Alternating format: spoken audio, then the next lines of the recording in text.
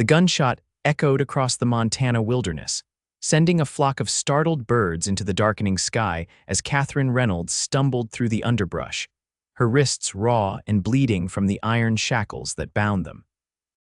The year was 1876, and she had been running for what felt like hours, the heavy chain between her wrists catching on every branch and rock, her breath coming in ragged gasps that clouded in the bitter November air.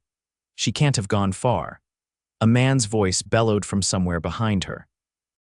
Find her before sundown or Hargrove will have our hides. Katherine's heart hammered against her ribs as she pushed forward, her once fine dress now reduced to tatters. 3 days in captivity had left her weak and disoriented, but the fear of being recaptured by Hargrove's men drove her onward through the thick pine forest. The bounty hunters had taken her from her stagecoach as it traveled toward Helena, claiming she was wanted for theft in 4 territories. It was a lie, of course a fabrication crafted by Winston Hargrove after she had refused his proposal and threatened to expose his illegal business dealings. The light was fading fast as the temperature plummeted. Katherine stumbled into a small clearing, her legs finally giving out beneath her. She collapsed beside a fallen log, her body trembling violently from cold and exhaustion. The thin cotton dress offered no protection against the Montana winter, and she knew with grim certainty that if the bounty hunters didn't find her, the frigid night would claim her just as surely. Miles away, Nathan Quinn urged his horse forward through the gathering dusk. The 28-year-old rancher had been tracking a small herd of his cattle that had broken through a fence line during the morning's unexpected snowfall.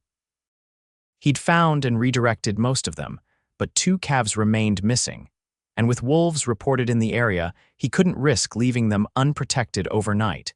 His gelding, Thunder, tossed his head nervously as they entered the dense woodland that bordered Quinn's property. Nathan patted the horse's neck reassuringly. "Just a little longer, boy," he murmured. "Then we'll head back to the warm stable." The crack of a twig to his right made Nathan pause.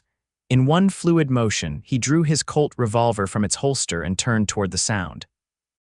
In the fading light, he could just make out a huddled form beside a fallen log. "Who's there?" he called, his voice carrying across the clearing. "Show yourself." When no response came, Nathan cautiously dismounted, keeping his gun at the ready as he approached. What he found was not the predator he'd expected, but a woman nearly blue with cold, her wrists bound by iron shackles. Her eyes fluttered open at his approach, deep green eyes filled with terror. "Please," Katherine whispered through chattering teeth. "Don't take me back to them." Nathan holstered his gun immediately, his brow furrowing with concern. "Madam, I'm not here to hurt you. Who did this to you?" Before she could answer, shouts echoed through the trees, still distant but drawing closer. Katherine's eyes widened with panic. "Hargrove's men," she gasped. "Bounty hunters." Nathan didn't hesitate. He knelt beside her, examining the chains that bound her wrists. The padlock looked sturdy, but the chain links themselves had worn thin in places from her struggle through the wilderness.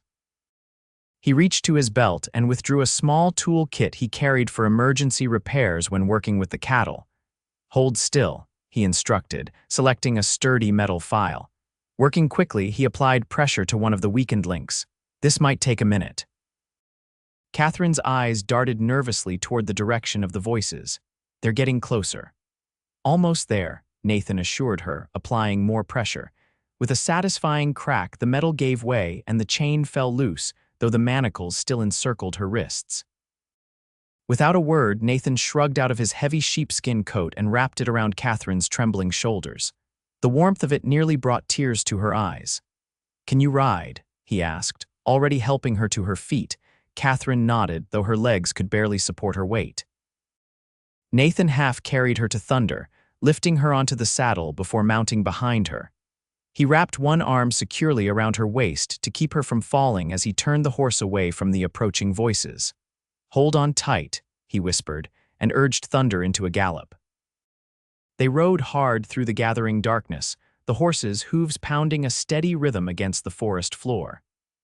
Katherine leaned back against Nathan's chest, drawing strength from his solid presence and the warmth of his coat enveloping her.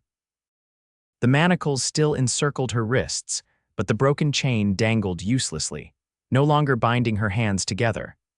When they finally broke free of the tree line, a vast expanse of rolling hills stretched before them, silvered by moonlight and a fresh dusting of snow.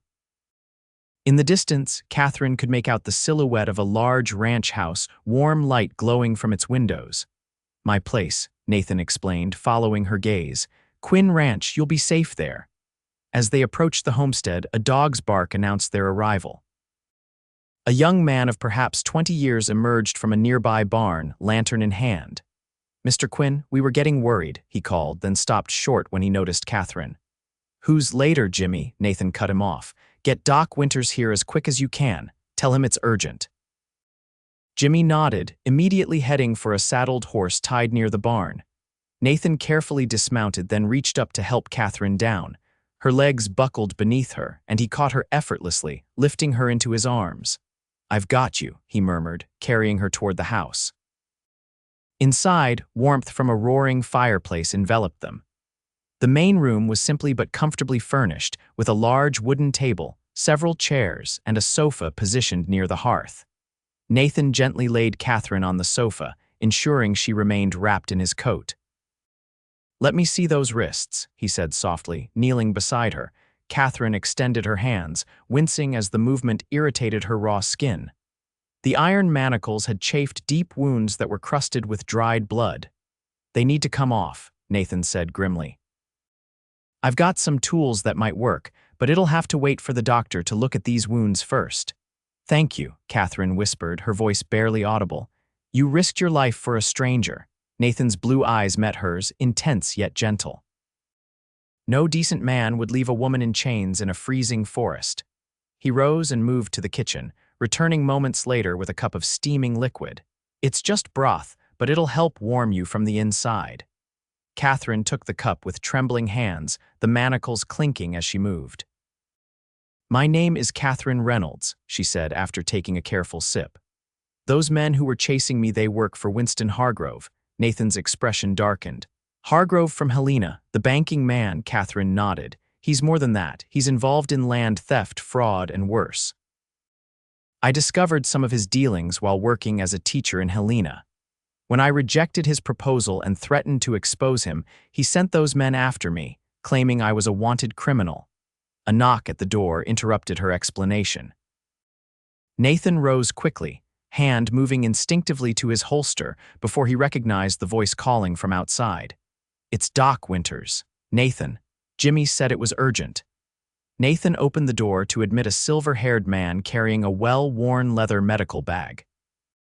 The doctor's eyebrows shot up at the sight of Katherine, particularly when he noticed the manacles still encircling her wrists. "What in God's name happened here?" he asked, already moving toward his patient. "She was being pursued by Hargrove's men," Nathan explained. "I found her in the woods, half frozen." Dr. Winters' expression grew grave as he examined Katherine's wrists. "These need to come off immediately. The skin underneath needs treatment." "I'll get my tools," Nathan said, already heading toward a side room. "While he was gone, Doctor." Winters turned to Katherine. "My dear, are you injured anywhere else? Did those men harm you in any other way?" Katherine shook her head. "Just bruises from being handled roughly, and exhaustion from running." Nathan returned with a metal toolbox, from which he selected a sturdy pair of bolt cutters. "These should do it. Hold still, Miss Reynolds." With careful precision, he positioned the cutters around the first manacle's hinge and applied pressure. The metal resisted at first, then gave way with a sharp crack. He repeated the process with the second manacle, and both fell away, revealing angry red wounds encircling Katherine's wrists. Dr. Winters immediately began cleaning the injuries with antiseptic solution. "These are deep, but with proper care, they should heal without permanent damage. You're fortunate Mr. Quinn found you when he did. Another hour in this cold, and you might have lost fingers to frostbite or worse." As the doctor worked, a middle-aged woman entered from what appeared to be the kitchen. Her gray-streaked hair was pulled back in a practical bun, and her expression was one of motherly concern. "I've prepared the guest room, Mr. Quinn," she announced, then turned her attention to Katherine. "You poor dear. I'm Mrs. Holloway, the housekeeper. I've laid out some clean clothes that should fit you, and there's hot water for a bath whenever you're ready." "Thank you," Katherine replied, overcome by the kindness of these strangers once doctor. Winters had finished bandaging her wrists. He packed up his supplies. "Keep those clean and dry. I'll return tomorrow to check on you. In the meantime, rest, warmth, and plenty of fluids." He turned to Nathan. "A word outside, if you please." The two men stepped onto the porch, closing the door behind them. Though their voices were low, Katherine could still make out fragments of their conversation. "Hargrove is not a man to cross lightly," the doctor was saying. "If he's set his men after her—" "I won't turn her over to those animals," came Nathan's firm reply. "I'm not suggesting that, but you need to be careful. Hargrove has the law in his pocket in Helena, and his reach extends even here." When they returned inside, Dr. Winters bid Katherine goodbye with a paternal pat on her shoulder. "You're in good hands, Miss Reynolds. Nathan Quinn is the most honorable man in these parts." After the doctor departed, Mrs. Holloway helped Katherine to the prepared bath, the warm water a blessed relief to her aching body.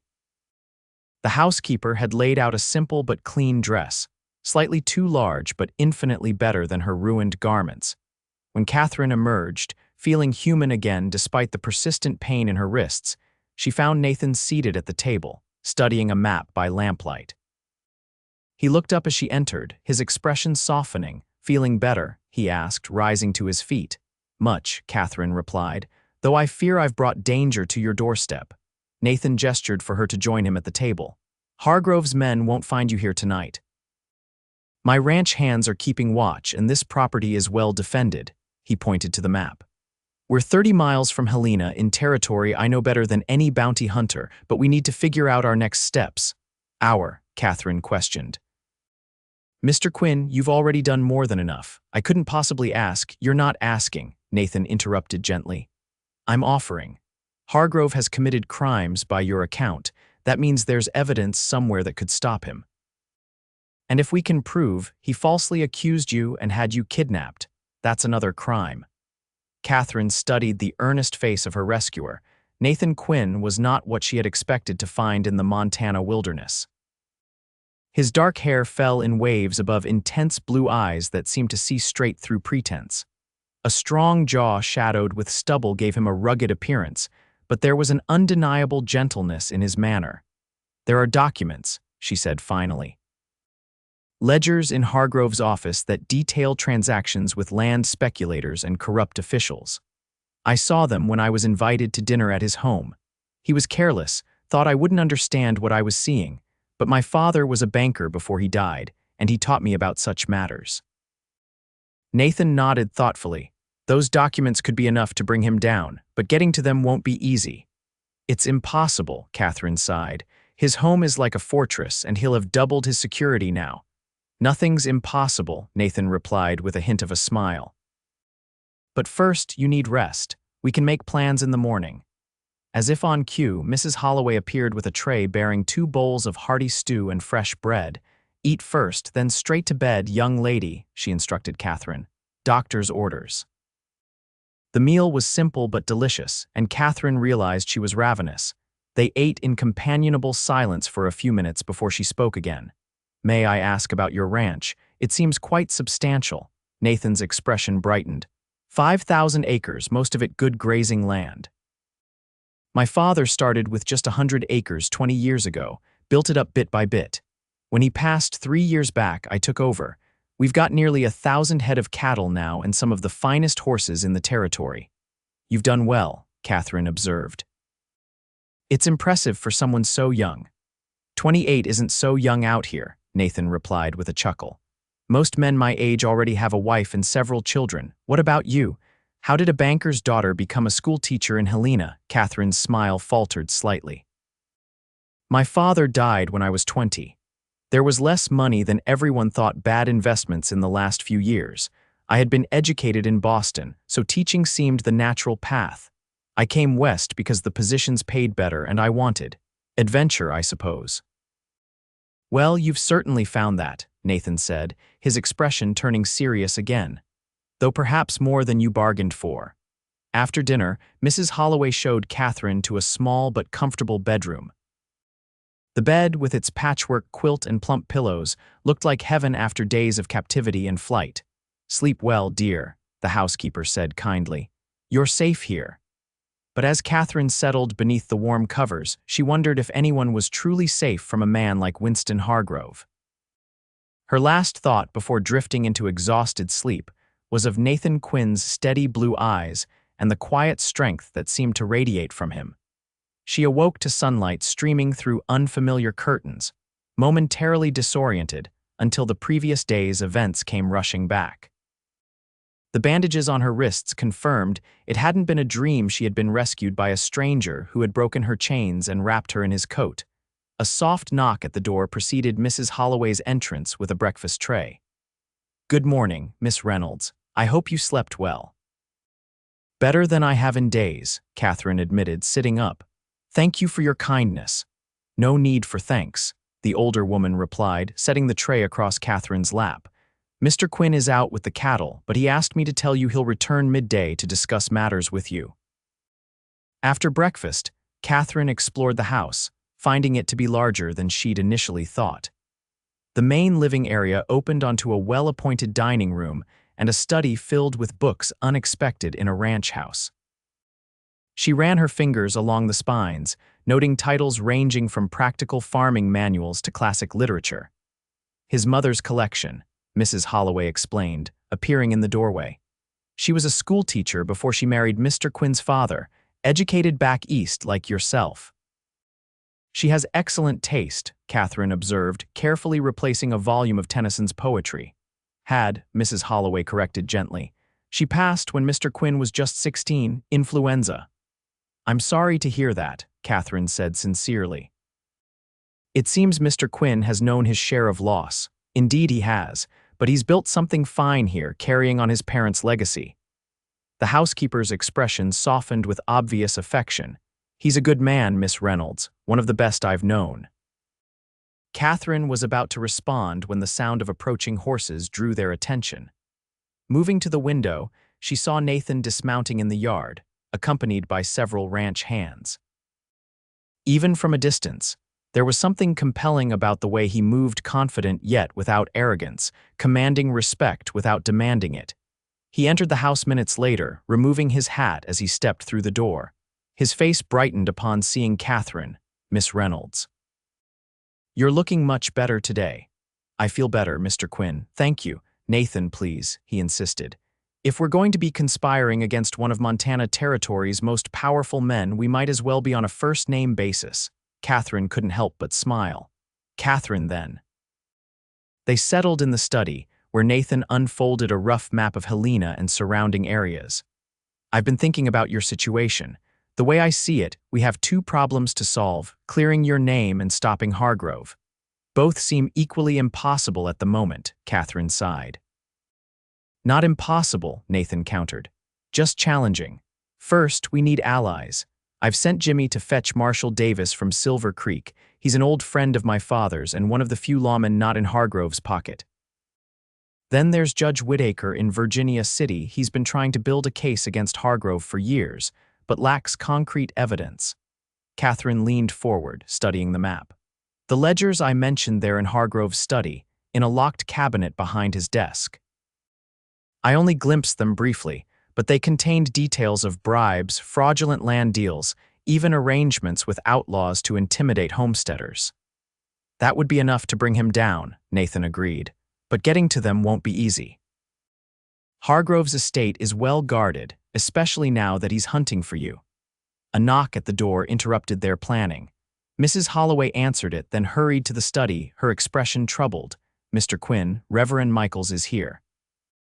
He says there are strangers in town asking questions about the ranch." Nathan's face hardened. "Show him in, please." Reverend Michaels, a tall, thin man with kind eyes, entered moments later.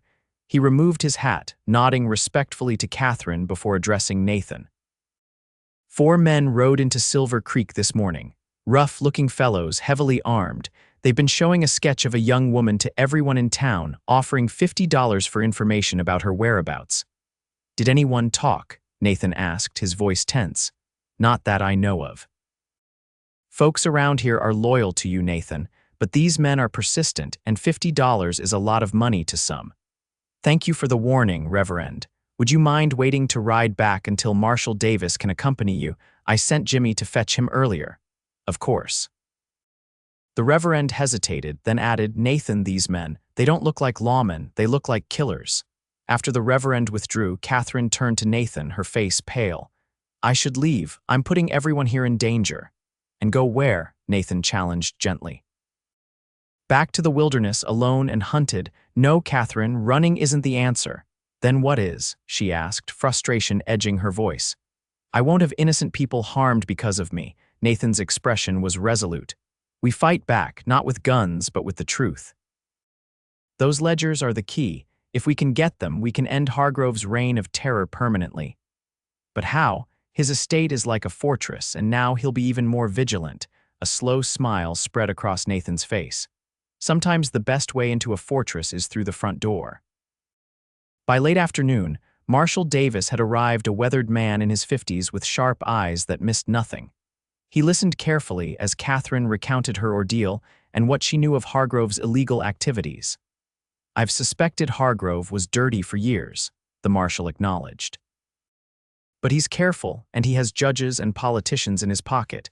Without solid evidence, my hands are tied. Which is why we need those ledgers, Nathan explained, outlining the beginnings of a plan that had formed in his mind. The annual Founders' Day Ball is 3 days from now in Helena. Every person of importance in the territory will be there, including Hargrove. It's the one night his home will be minimally guarded. You're suggesting we break in while he's at the ball? Katherine asked incredulously. Not we, Nathan corrected. Me, with help from a few trusted friends. No, Katherine shook her head firmly. This is my fight. I won't let you risk your life while I hide safely away. It's too dangerous, Nathan began, but Marshal Davis interrupted. She's right, Quinn. She knows the layout of Hargrove's home, where to find these ledgers. And 2 people working together have a better chance than one alone. Nathan looked like he wanted to argue further, but instead he sighed. We'll need a solid plan, and disguises Hargrove's men will be watching for both of us. As twilight fell, more of Nathan's trusted allies gathered at the ranch. Jimmy returned with supplies from town, accompanied by a broad-shouldered blacksmith named Elias Thompson, who insisted on examining the broken manacles that had bound Katherine. Custom work, the blacksmith growled, turning the metal cuffs over in his massive hands. Not standard prison issue. These were made special, meant to hold but not kill. Hargrove wanted you alive. The observation sent a chill through Katherine. All the more reason to stop him, she said quietly. As the others discussed logistics, Nathan noticed Katherine rubbing her bandaged wrists absently, her face drawn with worry. He moved to sit beside her on the sofa. Having second thoughts, he asked gently. No, she replied, meeting his gaze. Just wondering how I came to find myself planning a heist with a rancher I met yesterday. Nathan's laugh was warm and genuine. Life has a way of taking unexpected turns out here. Yesterday, I was just looking for lost calves. And instead you found a fugitive in chains, Katherine said with a rueful smile. Hardly a fair trade. I wouldn't say that, Nathan replied, his voice softening. Those calves would have just ended up as steaks eventually. You, on the other hand, he trailed off, suddenly self-conscious. Katherine felt warmth spreading through her that had nothing to do with the nearby fire. There was something about Nathan Quinn that drew her, his quiet strength, his unflinching willingness to stand against injustice, the gentle way he looked at her when he thought she wouldn't notice. Thank you, she said simply, for everything. Their moment was interrupted by Marshal Davis clearing his throat. We need to move quickly. Word will reach Hargrove soon that his men are asking questions around Silver Creek. He'll know someone's helping Katherine, and it won't take him long to figure out who.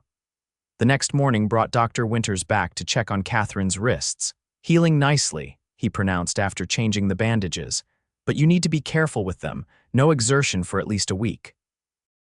I'm afraid that won't be possible, Katherine replied, explaining their plan to retrieve the evidence against Hargrove. The doctor looked troubled. It's risky. Hargrove isn't just politically powerful, he's dangerous. There are rumors about people who have crossed him simply disappearing. All the more reason he needs to be stopped, Nathan said from the doorway. We can't let him continue terrorizing the territory. After the doctor left, preparations intensified. Marshal Davis rode to Virginia City to brief Judge Whittaker, while Elias, the blacksmith, worked on tools that might be needed for the break-in. Mrs. Holloway altered a dress for Katherine to wear to the ball a deep blue gown that had belonged to Nathan's mother. It's beautiful, Katherine whispered, running her fingers over the fine fabric. But I couldn't possibly. Nathan wants you to have it, Mrs. Holloway said firmly. He says it's been sitting in a trunk too long, waiting for the right person.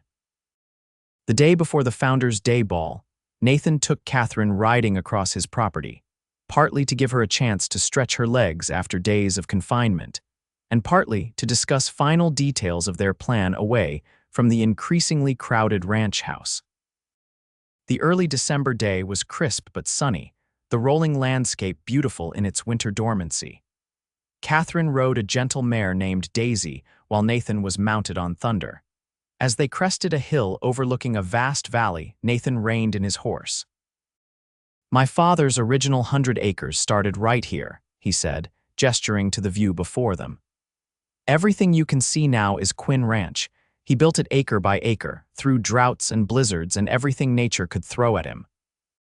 You must be very proud of what he created, Katherine observed, noting the passion in Nathan's voice. I am. But I'm more proud of how he built it, honestly, treating his workers fairly, respecting the land. Nathan's expression darkened. Men like Hargrove are the opposite. They take what they want through intimidation and corruption, not caring who gets hurt along the way. Is that why you're helping me? Katherine asked. Because Hargrove represents everything your father stood against. Nathan turned to look at her, his blue eyes intense. Partly. But mostly because it's the right thing to do, and because. He hesitated, then continued more softly, because from the moment I found you in those woods, something told me you were worth fighting for. Katherine felt her heart quicken at his words. Over the past days, she had found herself increasingly drawn to this man who had risked everything to help a stranger. His quiet strength, his unwavering moral compass, his gentle concern for her well-being all had combined to create feelings she hadn't expected. Nathan, she began, uncertain how to express what she was feeling. Before she could continue, the sound of approaching hooves interrupted the moment. They turned to see Jimmy riding hard toward them, his expression urgent. Mr. Quinn, he called as he drew near. Riders coming. At least 6 men, heavily armed, approaching from the east road. Nathan's face hardened instantly. Hargrove's men, they've found us. He turned to Katherine. We need to get back to the house. Now. They rode hard, taking a different path than they had come, using the rolling terrain to stay hidden from the approaching riders. When they reached the ranch, they found Marshal Davis had returned, along with several of Nathan's ranch hands who had positioned themselves strategically around the property. 6 men, just as Jimmy said, Davis confirmed grimly. I recognized 2 of them from wanted posters. Hargrove isn't even pretending to use lawmen anymore. These are hired guns. What do we do? Katherine asked, fear and determination warring within her. Nathan's expression was resolute. We stick to the plan but accelerate the timeline. The ball is tomorrow night. If we can hold off these men today, we can still make it to Helena. And if we can't, Katherine pressed, then we fight, Nathan replied simply. I won't let them take you back to Hargrove. The standoff began less than an hour later when the 6 riders approached the main gate of Quinn Ranch. Nathan, Marshal Davis, and 3 ranch hands waited on the porch, rifles at the ready but not yet raised. That's far enough, Nathan called when the riders were within earshot. This is private property. The leader of the group, a scar-faced man with cold eyes, reined in his horse. We're looking for a fugitive, Katherine Reynolds. We have reason to believe she's here. There's no fugitive on my land, Nathan replied evenly, and you have no authority to search for one. If you have legitimate business, take it to the proper authorities. We are the authorities, the man sneered, though his claim was belied by the absence of any badges or official identification. Stand aside, Quinn, or things will get unpleasant. Marshal Davis stepped forward, his badge glinting in the sunlight. I'm the law in Silver Creek. If you have a warrant for Miss Reynolds, I'd be happy to see it. The standoff stretched into tense silence. Katherine watched from an upstairs window, her heart pounding. Finally, the leader spat on the ground. "This isn't over, Quinn. Hargrove wants the girl, and he gets what he wants. We'll be back with more men." As the riders retreated, Nathan turned to Marshal Davis. "They'll return by nightfall with reinforcements."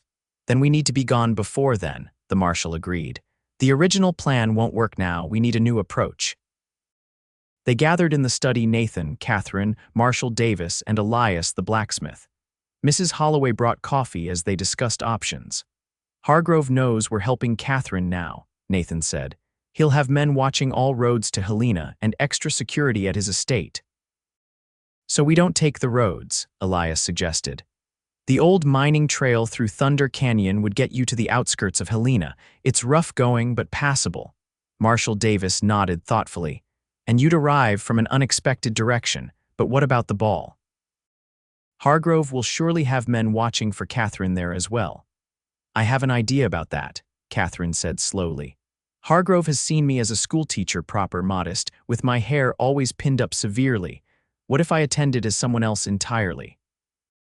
Mrs. Holloway, who had been listening from the doorway, stepped forward. "Before I worked here, I was a lady's maid to Mrs. Pembroke in San Francisco. I know a thing or two about transforming appearances." By evening, their new plan was set. They would leave at dawn, taking the mining trail to Helena. Marshal Davis would remain at Quinn Ranch with most of the hands to deal with any return of Hargrove's men, while Nathan and Katherine, along with Jimmy and Elias, would make the journey to Helena.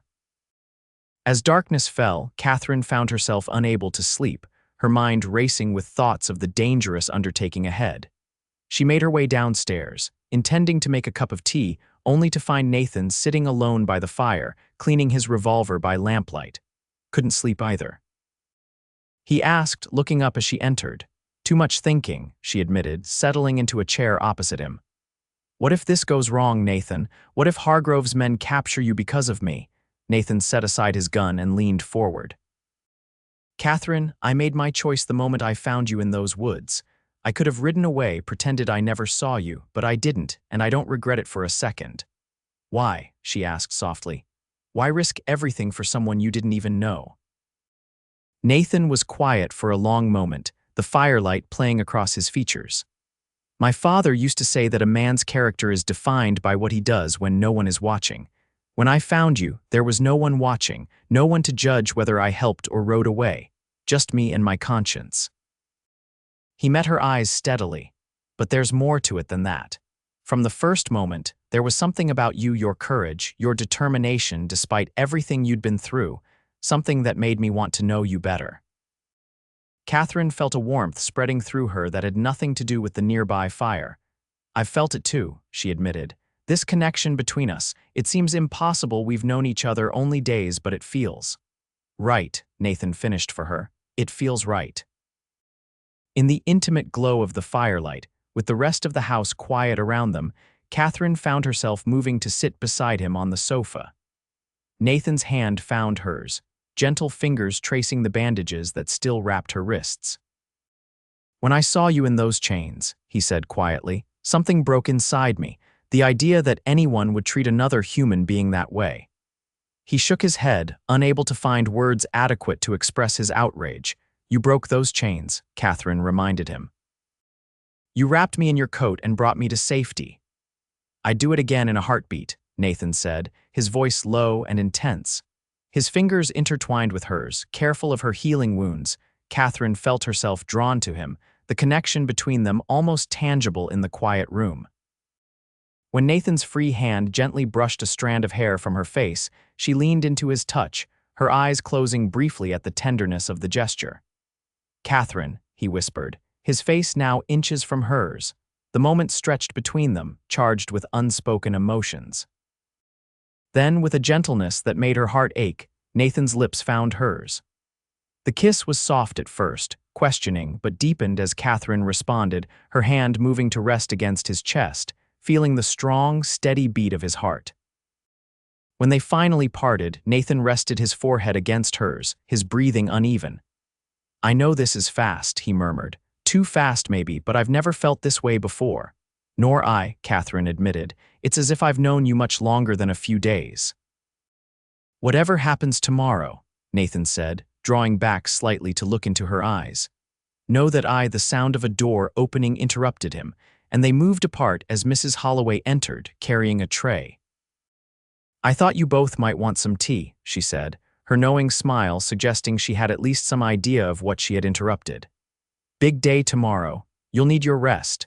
After the housekeeper departed, the intimate moment had passed, but something had fundamentally shifted between them.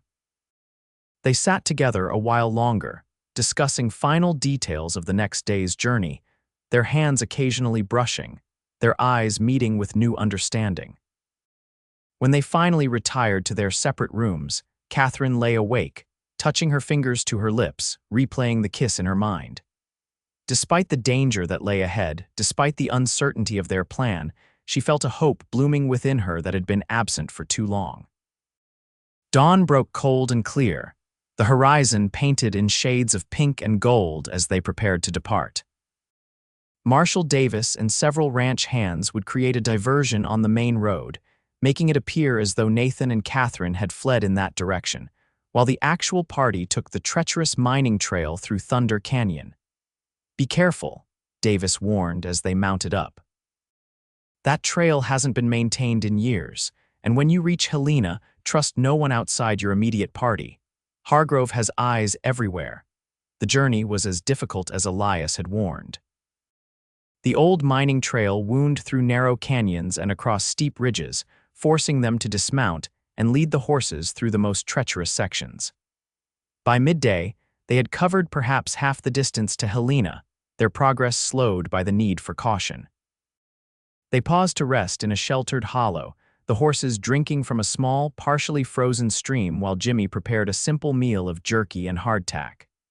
Katherine flexed her bandaged wrists, wincing slightly at the persistent ache. How are they feeling? Nathan asked, noticing her discomfort. Better, she assured him.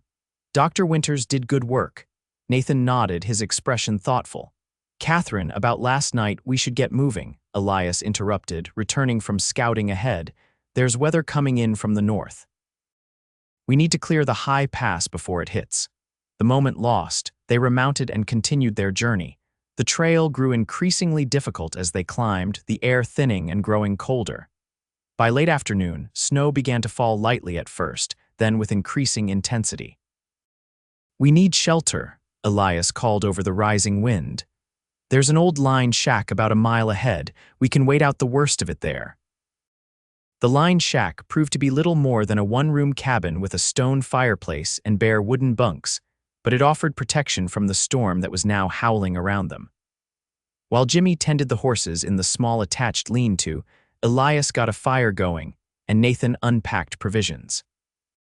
This will delay us, Katherine worried, watching the snow accumulating outside the single window. The ball is tomorrow night. We'll make it, Nathan assured her, though concern shadowed his features. The storm should pass by morning. We can still reach Helena by midday tomorrow, giving us time to prepare.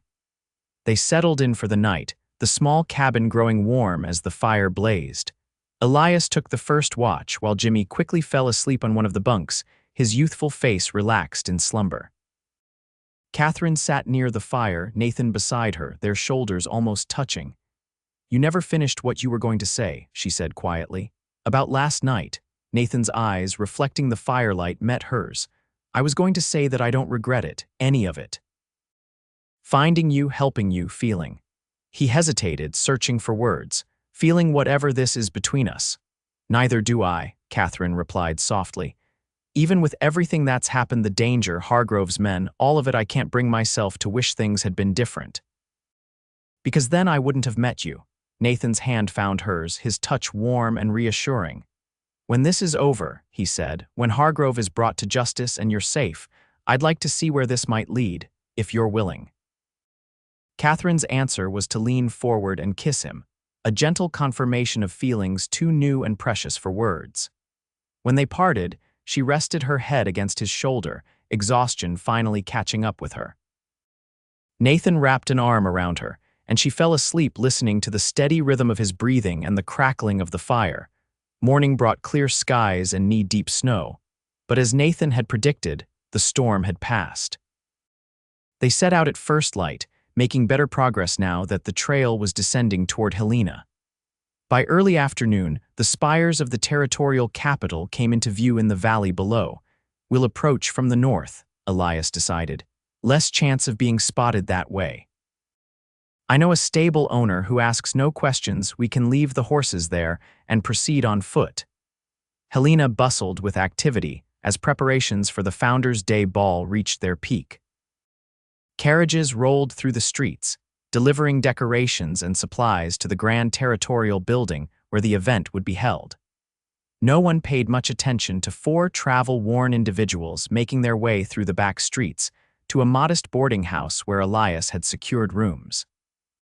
"The owner is my cousin's widow," he explained as he led them inside. "She's no friend to Hargrove. You'll be safe here while we prepare." Mrs. Holloway had packed Catherine's disguise carefully, the altered blue gown, along with cosmetics, hairpins, and jewelry borrowed from Nathan's mother's collection. In the privacy of the small room assigned to her, Katherine began her transformation, assisted by the boarding house owner, a practical woman named Mrs. Finch. My, Mrs. Finch murmured as she helped Katherine arrange her hair in an elaborate style completely unlike her usual simple bun. "Your own mother wouldn't recognize you." The woman's words proved prophetic. When Katherine emerged to join the men in the parlor, Nathan's eyes widened in astonishment. Gone was the modest schoolteacher in practical clothing. In her place stood an elegant woman in a gown that emphasized her figure, her hair styled fashionably, her face subtly enhanced with powder and rouge. The only familiar elements were her green eyes and the still healing marks on her wrists, which were now concealed by long gloves. Katherine. Nathan managed, rising to his feet. "You look incredible." She felt a blush rising to her cheeks at his obvious admiration.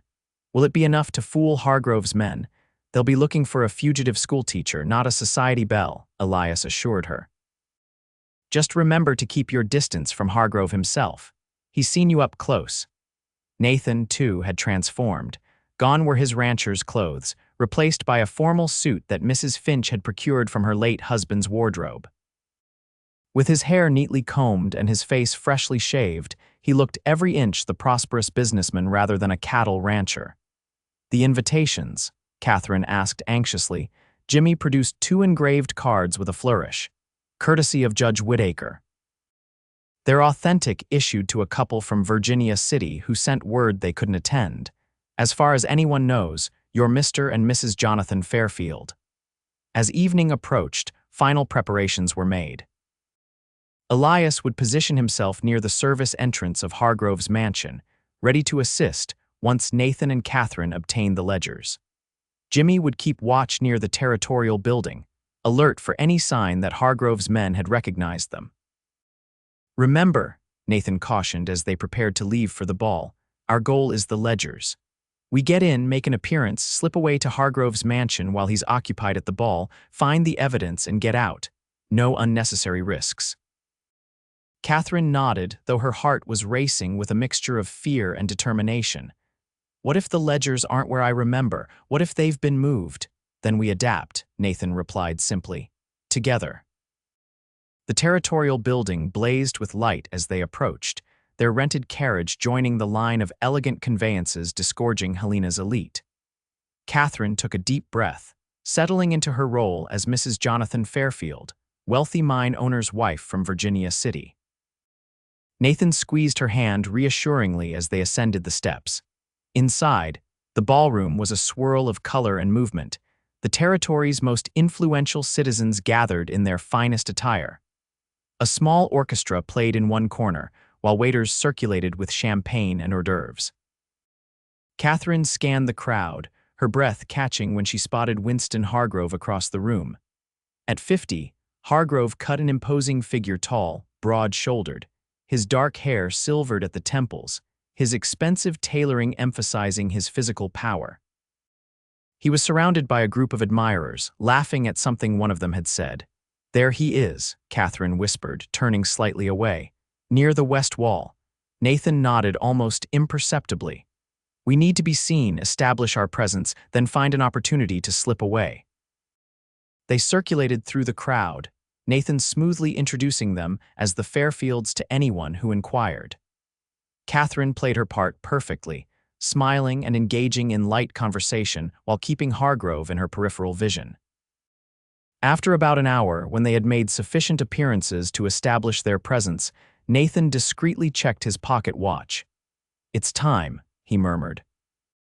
They made their way toward a side exit, Nathan explaining loudly to a nearby couple that Mrs. Fairfield was feeling faint and needed air. Once outside, they quickly discarded their outer finery, Katherine's elaborate overskirt and Nathan's formal tailcoat, revealing darker, more practical clothing underneath. A waiting Jimmy handed them each a small pack containing tools and supplies. "Hargrove's still inside," he confirmed. "But 2 of his men are patrolling the grounds of his estate. Elias is in position by the kitchen entrance." Hargrove's mansion stood 3 blocks from the Territorial, building a massive Victorian structure with extensive grounds. As planned, they approached from the rear, using the shadows and shrubbery for cover. When they reached the service entrance, Elias emerged from the darkness to join them. 2 guards at the front, one circling the perimeter, he reported quietly. "Kitchen staff all at the ball helping with the catering. Service door is locked but not barred." Nathan produced a set of slender tools from his pack. "Stand watch," he instructed Elias. "Jimmy, circle around to the front. If Hargrove returns early, create a diversion."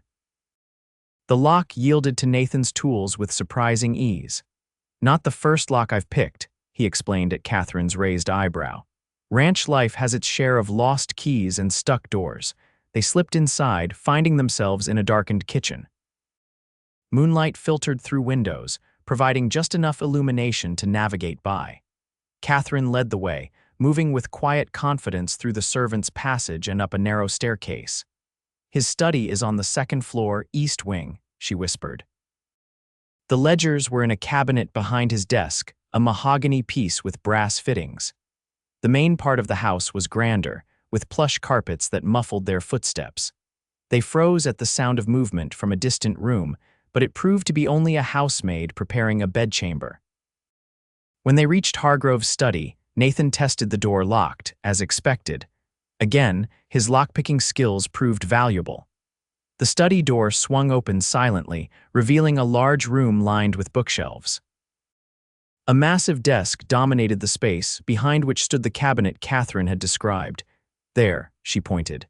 "That's where I saw them." Nathan crossed to the cabinet, examining the lock. "This one's more complex, it might take time." Katherine moved to assist him, holding a small lamp they had brought while he worked on the lock. Minutes stretched tensely as he manipulated the delicate tools, his face a mask of concentration. Finally, there was a soft click, and the cabinet door swung open. Inside were several leather-bound ledgers, exactly as Katherine had described. She quickly identified the ones containing the incriminating information. "These 3, she said, pulling them out. "They detail everything: the land swindles, the bribes, even payments to hired guns." Nathan opened his pack, creating space for the ledgers. "Let's get out of here before the sound of the front door opening downstairs froze them both." Male voices echoed through the house, one of them unmistakably Hargrove's. "He's back early," Katherine whispered, panic rising in her throat. Something must have happened at the ball. Nathan quickly secured the ledgers in his pack and extinguished their lamp. "The servants' stairs," he murmured, quickly. They slipped out of the study but had taken only a few steps when a voice called from below, "Sir, someone's been in your study." The doors open, footsteps pounded on the main staircase as they raced for the servants' passage. They had almost reached it when a shot rang out, the bullet splintering the woodwork inches from Nathan's head. "Stop right there," Hargrove's voice commanded, "or the next one won't miss." Nathan pushed Katherine toward the servants' door. "Go, get the ledgers to Marshal Davis." "I won't leave you," she protested. "You must," he insisted. "This is bigger than both of us now." Before she could argue further, more shots rang out but from outside the house. Through the window, Katherine could see confusion in the garden, figures running, shouting. Jimmy and Elias had created their diversion. In the moment of distraction, Nathan grabbed Catherine's hand and pulled her through the servants' door, slamming it shut behind them. They raced down the narrow stairs, hearing the door burst open above them as their pursuers followed. The kitchen was no longer empty. A startled cook stood gaping at their sudden appearance. Nathan brushed past him, pulling Catherine toward the service entrance. Outside, chaos reigned. Elias had somehow set fire to a gardening shed, and the flames were drawing attention away from the house. "This way." Jimmy appeared from the shadows, leading them toward a gap in the hedge. "Horses are waiting on the next street," they ran, bullets whizzing past them as Hargrove's men gave chase. Catherine's elaborate hairstyle came undone, pins flying as they ducked through the hedge. Nathan kept a firm grip on her hand, his other hand clutching the pack containing the precious ledgers. Their horses waited as promised, already saddled. Catherine gathered her now tattered gown as best she could to mount, grateful for the riding lessons Nathan had given her at the ranch. As they galloped away, more shots echoed behind them, but the darkness and confusion worked in their favor. "Head for the marshal's office." Nathan called to the others. Davis should be waiting there with Judge Whittaker. The streets of Helena blurred around them as they rode, the elegant ball gown and formal attire now incongruous and tattered. When they reached the marshal's office, lights were burning inside despite the late hour. They dismounted quickly, Nathan helping Catherine down, his hands lingering at her waist. "Are you all right?" he asked urgently, his eyes searching her face. "Yes," she assured him, though her heart was still racing. "We did it, Nathan. We got the ledgers." Inside, Marshal Davis and Judge Whittaker were indeed waiting, along with 2 deputies. Their expressions shifted from tension to relief as the party entered. "You made it," Davis said, rising from his desk. "We were getting worried." Hargrove returned to his mansion unexpectedly, Nathan explained, removing the ledgers from his pack. "We were nearly caught. He's probably raising the alarm as we speak." Judge Whittaker, a stern-faced man with piercing eyes, took the ledgers reverently. "If these contain what you say they do, Miss Reynolds, we can end Hargrove's reign of terror tonight." The next hour passed in a blur as Catherine and Nathan recounted everything they had seen in Hargrove's study, while the judge examined the ledgers with increasing satisfaction. Jimmy kept watch at the window, reporting increasing activity in the streets as Hargrove's men searched for them. "It won't be long before they think to check here," Marshal Davis warned. "We need to move somewhere secure while Judge Whittaker reviews the evidence and issues the necessary warrants." "The territorial courthouse has quarters for visiting officials," the judge suggested. "It's defensible, and I have the authority to seal it if necessary." They relocated quickly, taking a circuitous route to avoid Hargrove's searching men. The courthouse stood dark and imposing in the night, but Judge Whittaker's key admitted them to a well-appointed suite of rooms normally reserved for visiting dignitaries. "Rest," the judge instructed them. "I'll need your formal statements in the morning." By then, I should have arrest warrants ready for Hargrove and his associates.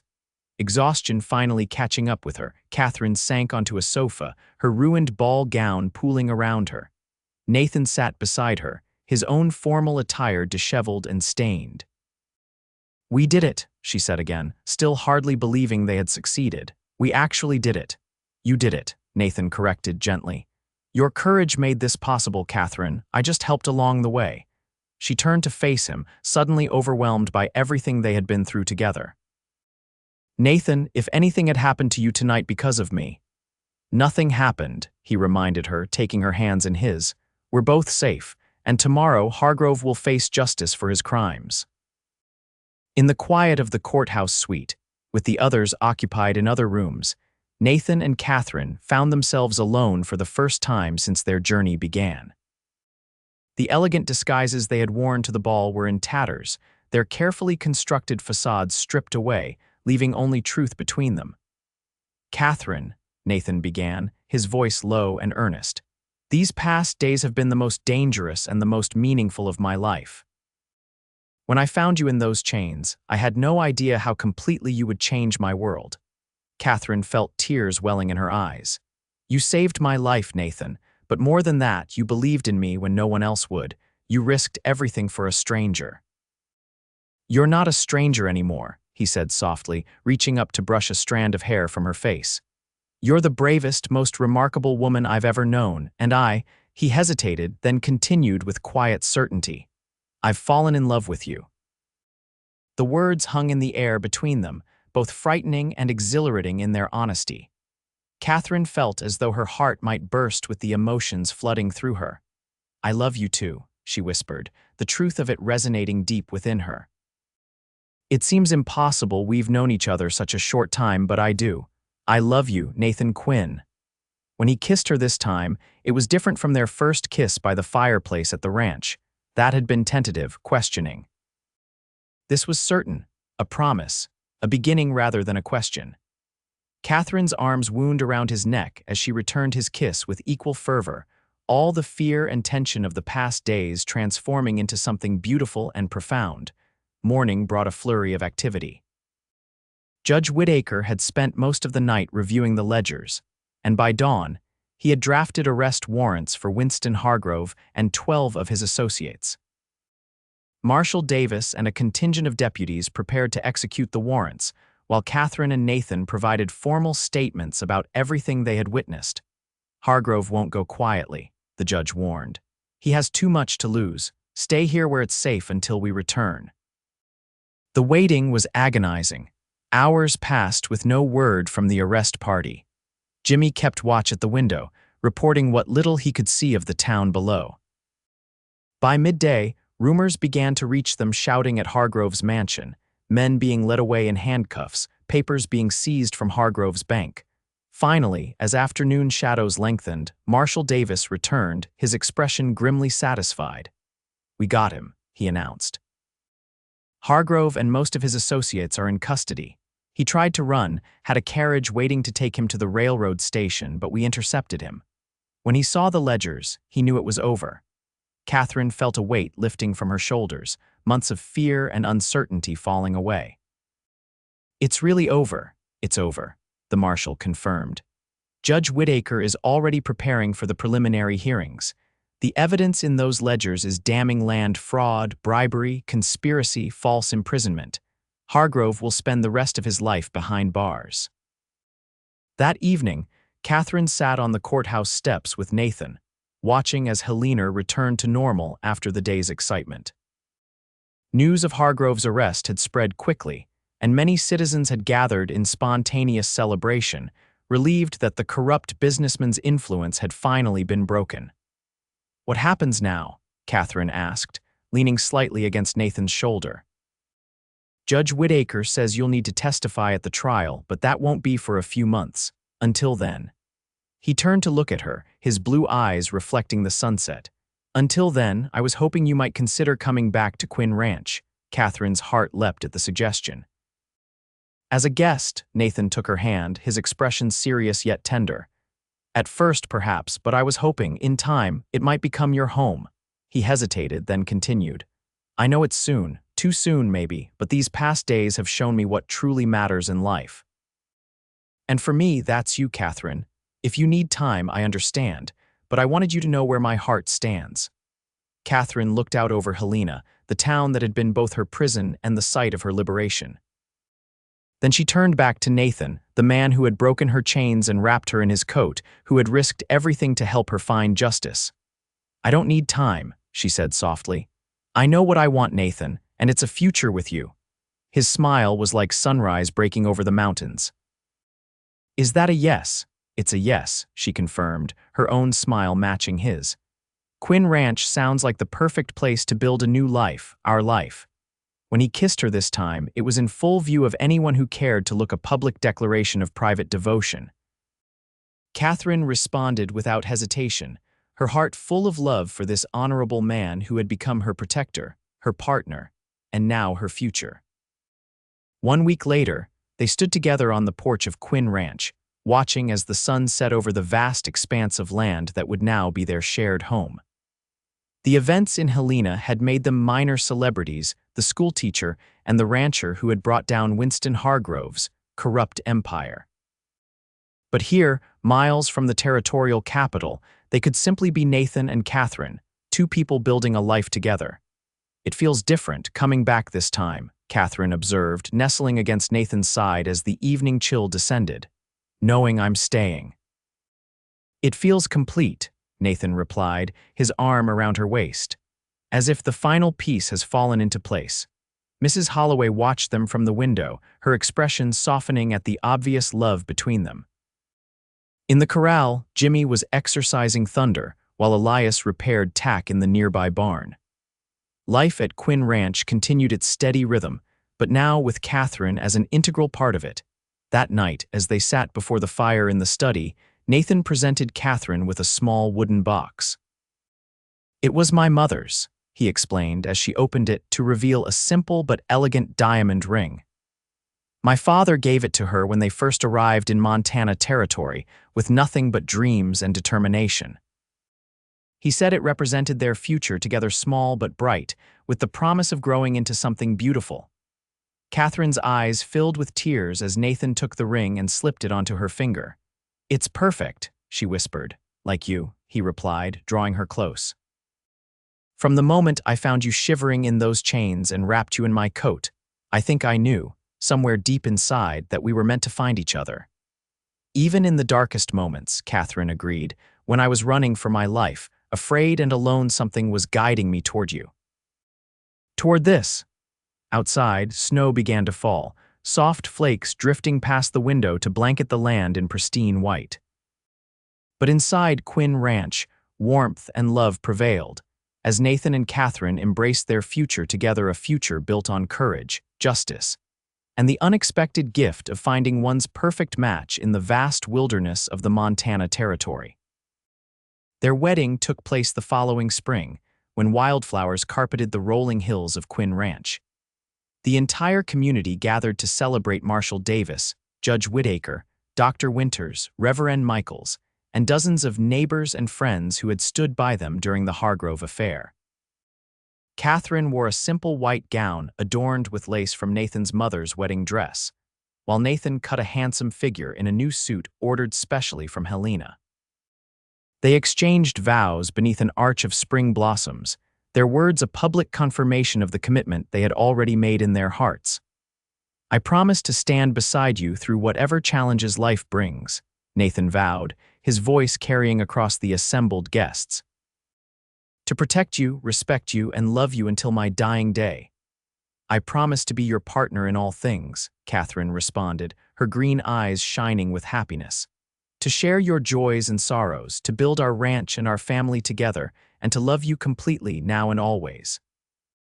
As years passed, Quinn Ranch prospered under their joint stewardship. Katherine established a small school for the children of ranch hands and neighboring homesteaders, while Nathan expanded their cattle operation to become one of the most successful in the territory. 2 years after their wedding, they welcomed twins, a boy named James, after Nathan's father, and a girl named Elizabeth, after Katherine's mother. On cold winter evenings, when snow blanketed the ranch and wind howled around the eaves, they would often sit before the fire in the study, their children playing nearby, and marvel at the journey that had brought them together. "Do you ever think about it?" Katherine would ask, tracing the faint scars that still circled her wrists. "How different our lives would have been if you hadn't found me that day," and Nathan would take her hands in his, pressing gentle kisses to those scars. "I don't believe in coincidence," he would reply. "I was meant to find you. You were meant to be free. We were meant to be together." In time, their story became something of a legend in Montana Territory, the tale of a brave schoolteacher who stood against corruption, and the honorable rancher who broke her chains and wrapped her in his coat. But for Nathan and Katherine Quinn, it was simply their truth, the foundation of a love that grew stronger with each passing year, as steady and enduring as the land they called home.